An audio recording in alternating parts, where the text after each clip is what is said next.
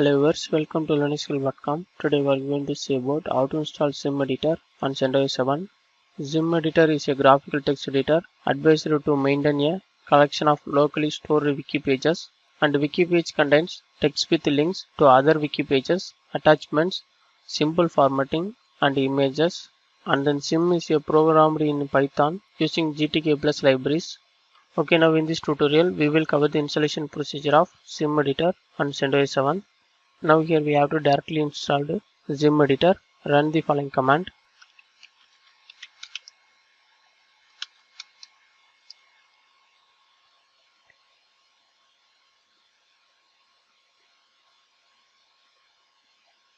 Click and continue the installation.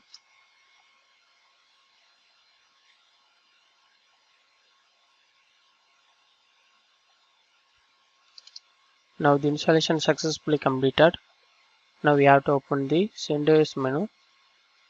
Here we can see Sim Editor application. Now we have to open this application. Now Sim Editor application show on the screen. Now we can able to use this application. Then here we can see the version of Sim Editor.